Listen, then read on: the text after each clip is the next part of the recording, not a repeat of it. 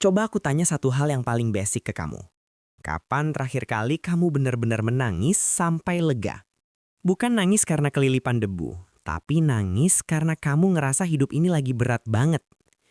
Buat mayoritas laki-laki di usia 20-an, jawabannya pasti udah bertahun-tahun yang lalu, dan aku bahkan udah lupa gimana rasanya. Kamu mungkin mikir kalau nggak bisa nangis itu adalah tanda kalau kamu pria yang kuat, tangguh, dan maskulin. Kamu ngerasa udah berhasil menguasai emosi kamu. Padahal kenyataannya, kamu bukan lagi menguasai emosi. Kamu lagi mengalami kebutaan emosional. Dalam dunia psikologi, kondisi mengerikan ini punya nama resmi, alexitimia. Alexitimia adalah kondisi di mana otak kamu kehilangan kemampuan buat mengenali, merasakan, dan mendeskripsikan emosi apa yang sebenarnya lagi kamu alami.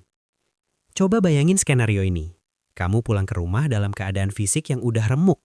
Kamu baru aja pusing ngurusin stok opnam obat di apotek yang selisih terus, pusing mikirin omset yang lagi sepi, ditambah channel YouTube kamu yang grafiknya lagi nyungsep, padahal kamu udah begadang edit video tiap malam.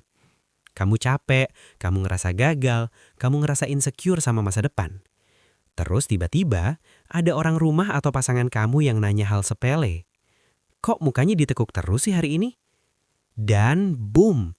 Bukannya bilang kalau kamu lagi capek atau sedih, kamu malah meledak marah.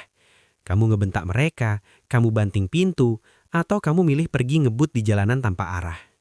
Kenapa bisa gitu? Kenapa rasa sedih, rasa capek, dan rasa gagal itu keluarnya selalu dalam bentuk amarah? Jawabannya ada di cara kita dibesarkan sebagai anak laki-laki. Sejak kecil kita selalu dicekoki kalimat beracun. Anak cowok nggak boleh cengeng. Laki-laki harus kuat. Ayo bangun, gitu aja nangis. Kalimat-kalimat itu pelan-pelan nyiptain sebuah corong sempit di dalam otak kita. Sebuah sistem perkabelan mental yang cacat. Otak kita diajarin kalau rasa sedih itu memalukan. Rasa takut itu kelemahan. Rasa kecewa itu aib. Satu-satunya emosi negatif yang diizinkan dan dianggap maskulin oleh lingkungan sosial kita hanyalah amarah dan agresi. Jadi, setiap kali kamu ngerasa kewalahan sama beban hidup, otak kamu yang udah kena alexitimia ini bakal langsung mengkonversi semua rasa sakit itu jadi kemarahan. Karena cuma bahasa amarah yang kamu tahu. Kamu ibarat mobil yang semua lampu indikator kerusakannya, mulai dari oli habis, mesin panas, sampai remblong, disambungin ke satu klakson yang sama. Setiap ada masalah, mobilnya cuma bisa bunyiin klakson kenceng-kenceng. Bahayanya apa?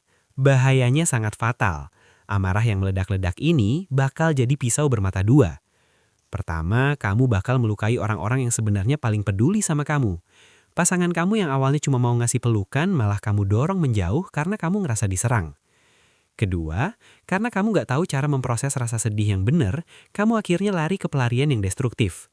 Kamu mulai kecanduan doom scrolling berjam-jam sampai pagi, main game sampai lupa waktu, atau bahkan lari ke alkohol dan judi cuma buat ngebikin otak kamu mati rasa sementara.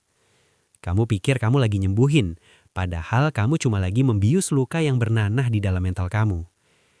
Terus gimana caranya biar kita bisa sembuh dari kebisuan emosional ini? Langkah pertamanya adalah berhenti jadi pengecut yang berlindung di balik amarah.